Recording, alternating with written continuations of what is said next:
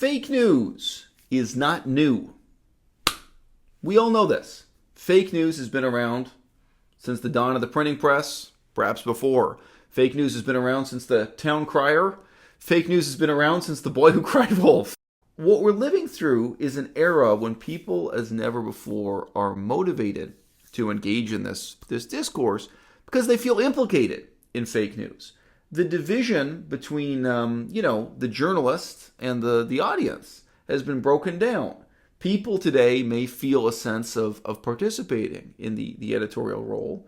They're morally implicated in fake news, even if it's just that you do your small part. You as a viewer, you as a reader, you post a story to your own Facebook timeline. You post a story to your own Twitter or other social media, and then your own relatives, your own friends judge you. Maybe they send you a bunch of angry emails or something saying, hey, why did you post this story? Don't you know that's fake news? You post a link to a YouTube video and you only later find out that that particular YouTube channel is associated with some kind of political extremism or some kind of misinformation campaign. And you hear back, maybe from the people who love you and care about you the most, and maybe from complete strangers. Even if it's just in this small way of sharing links and seeing the consequences, or buying into a story and then later finding out where its mix of half-truths came from, we as never before in the audience maybe feel emotionally implicated, if not morally implicated, in the production and dissemination of news. The implicit question that underlies all this is, would the solution be worse than the problem? And this question has a very different kind of moral tone if we're directing the question towards Facebook Corporation, if we're directing it towards Twitter, Google, YouTube, if we're talking about private companies taking the authority, taking the responsibility upon themselves to solve the problem, or if we're talking about the public sector, if we're talking about government, if we're talking about legislation. Let me tell you, this is not a problem that's impossible to solve. It's entirely possible for governments to legislate a requirement for journalists to do fact-checking and for them to legislate real legal consequences if the journalists fail to go through the proper procedure and do that fact-checking. But could the solution be worse than the problem? I see this mostly discussed in a very hypothetical and philosophical sense. And, it's a philosophically deep problem. But in this video, we're going to look at a real-world example taken from Taiwan. It's totally applicable to the modern Western world, even if you know nothing about Taiwan, you know nothing about Asia. Don't worry, you don't need to understand this video. As a footnote, Taiwan really is a democratic country. It's much more democratic than Canada or the United Kingdom.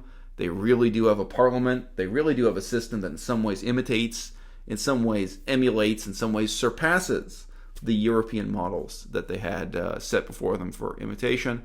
They also learned from the experience of being briefly colonized by Japan and then rejecting the colonial Japanese tradition. So they've had a mix of Western and Eastern influences. Starting up on the shallow surface of this story, let me warn you, it gets deep quick. And there were interesting little contradictions throughout when I consulted different contrasting versions of the story that remind me, even in a story that is itself about fake news, a story that is itself illustrating the difficulty of having and enforcing legislation that requires factual accuracy, journalistic verification, and fact-checking, it's very difficult to accept anything that's being reported as a fact.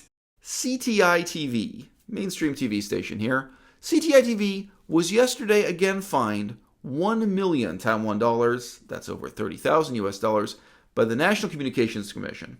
This time for failing to verify the information a pomelo farmer gave during a political talk show before airing it.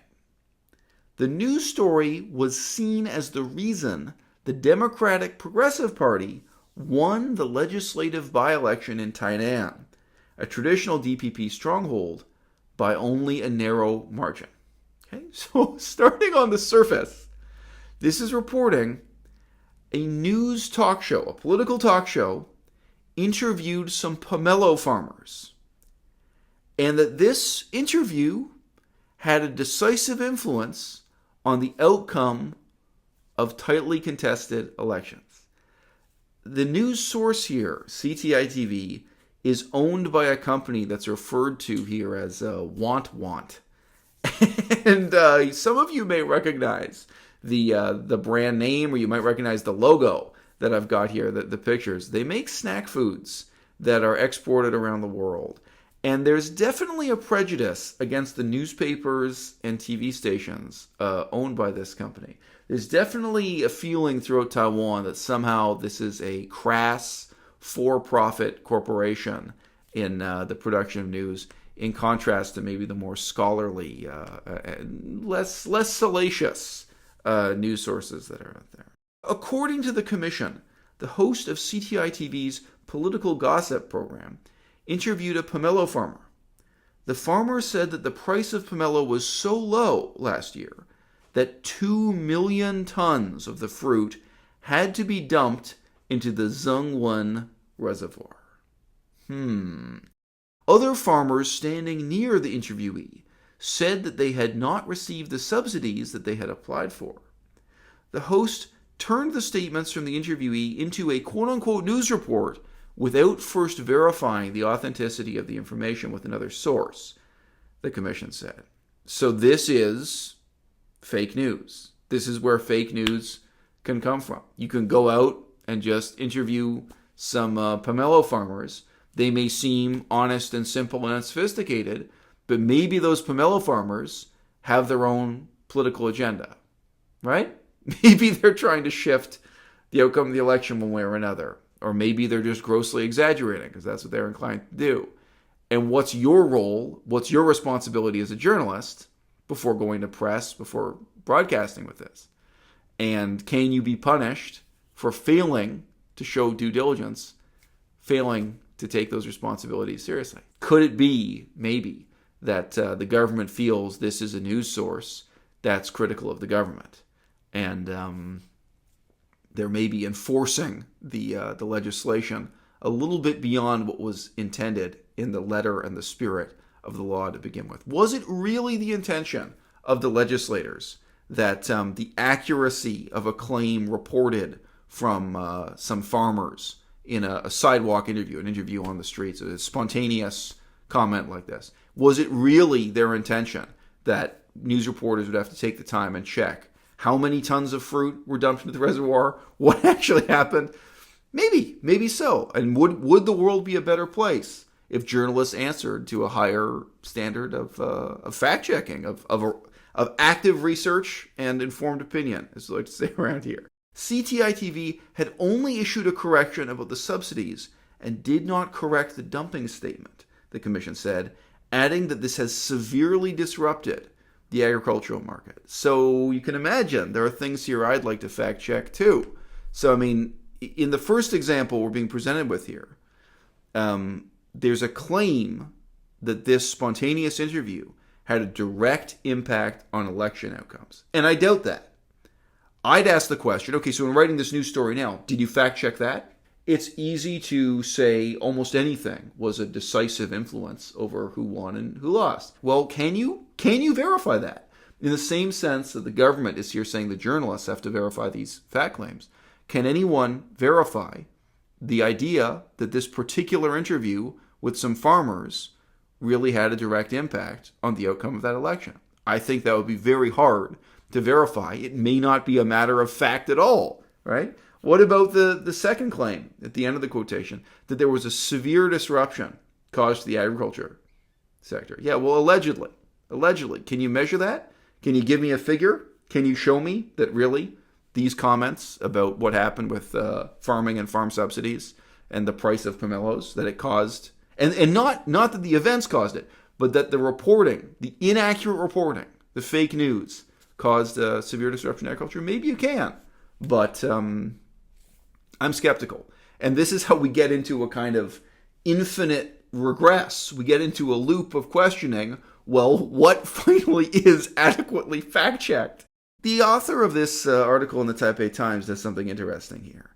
I think the author has intentionally made the second example, contrasted to the first, as absurd as possible to make the enforcement of this law seem ridiculous. So, meanwhile, CTI TV News broadcast a story on March 12th about the proposal to raise pandas in Kaohsiung Zoo, in which the reporter compared pandas with Formosan black bears and concluded that the former were cuter than the latter, the commission said.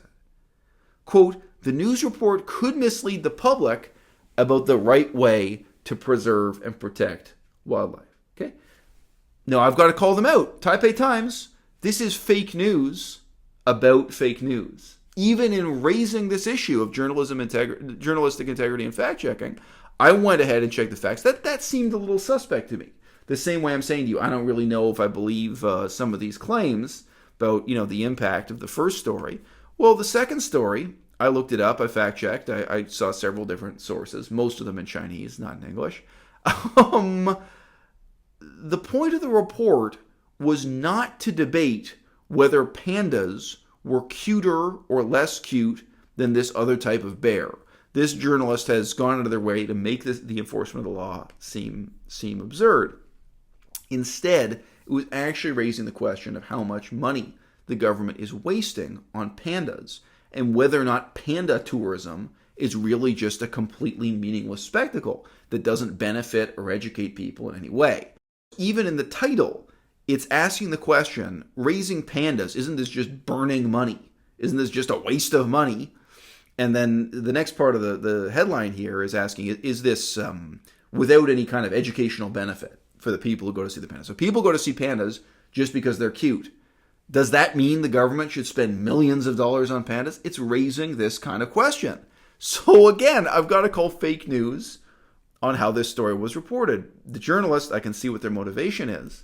But what if we apply these same standards? I mean, again, so if the government is going to take away your freedom of speech, is going to take away your right to make a somewhat snarky report about, the monetary and educational value of having a panda in the zoo, because, quote, the news report could mislead the public about the right way to preserve and protect wildlife. Well, hey, that's your opinion. I understand.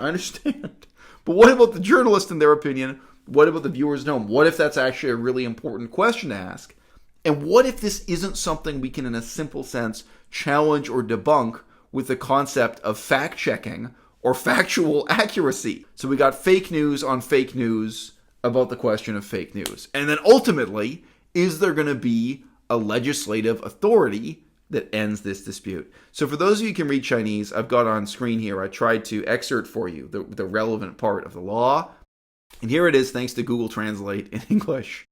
Programs shall respect multiculturalism, safeguard human dignity, and fulfill social responsibilities. Broadcasting news and comments should pay attention to the principle of fact-finding and fairness. Now, Taiwan is a liberal, parliamentary, Western-style democracy. This is not nearly as authoritarian a country as communist China. It's also not even as authoritarian as Japan. And yet you can see in the broadness of the mandate, this gives the government to censor and encourage certain kinds of activities. It's a little bit terrifying. Does each and every news report have to live up to this standard of respecting multiculturalism, safeguarding human dignity, and fulfilling social responsibilities? What if someone wants to make a slightly snarky and snide news report insinuating that pandas are a waste of taxpayers' dollars? The news report is, I watched it. I'd say that it insinuates that point. It doesn't really come to some kind of resounding conclusion about it, but it's inviting the viewer to reconsider why it is people think that pandas are worth a kind of infinite budget this way, and to reconsider what is the meaning of just taking your kids to look at something cute just because it's cute. I mean, that doesn't really have educational value, so on and so forth. So I think it's a meaningful question to raise, but sure, it's a little bit snarky. It's not really living up to this idea of, fact-finding and fairness. Is it, in fact, even a matter of fact that's being disputed here at all? So we come down to this question. Ultimately, do you have the freedom to suggest that pandas are a waste of money or not? We live in an era when fewer and fewer journalists are in any sense professionals. I am myself regularly horrified by the low level of erudition, the low level of expertise, the low level of insight, analysis, and research that goes into news broadcasting at even the highest levels. I'm also horrified by what a large percentage of what passes for news is nakedly propaganda for one faction or another. Again, even in somewhat elite publications. From my perspective, Foreign Policy has got to be the worst. Foreign Policy magazine. Seems like everything I read there is just propaganda. We live in an era when there are small, well-funded, organized interests that can pay to have stories told their way.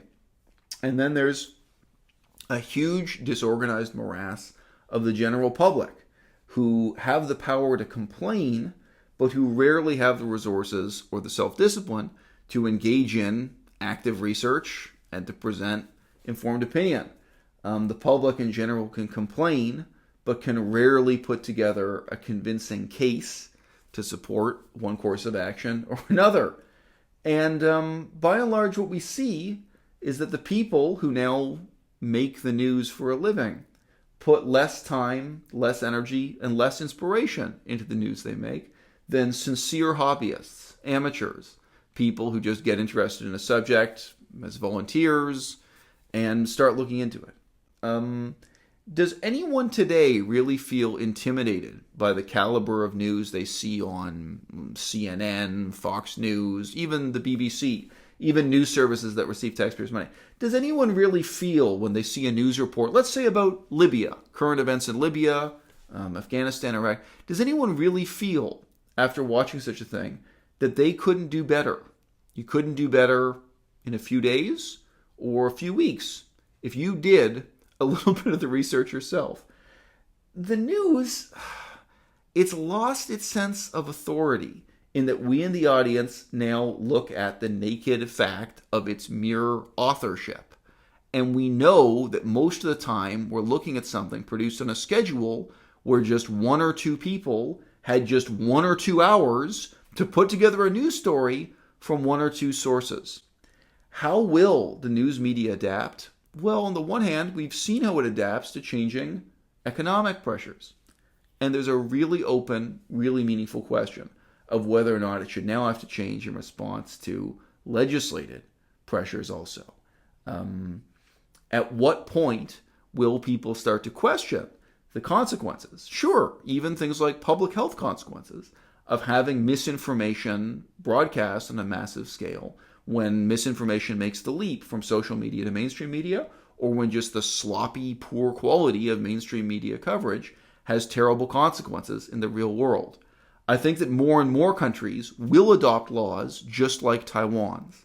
And I think that, like the law here in Taiwan, they're very likely to legislate in terms of method, to say require that a journalist contrast 4 different factual sources in order to verify the facts, so that there's a formal, legally required process they have to go through before broadcasting. It's certainly easier to legislate a procedural requirement of that kind. It's easier to do that than it is to legislate a difference between truth and fiction, or a difference between having social responsibility or a reckless lack of social responsibility. Ultimately, the role of the news media, the role of political analysis, is not even educational. In some cases, it may be destructive, devastating, horrifying. It may be meant to destroy the reputations and lives of some people that are being criticized. To be blunt, not all news is good news. Some news is bad. And it doesn't seem to me possible to take the legislation that I've just read to you here in Taiwan and to apply it to any of those real-world situations. As you've seen, it's not even possible in Taiwan, with this very mild regime of censorship, it's not even possible to make some snarky comments about pandas at the zoo being a waste of our money. dun, dun, dun, dun.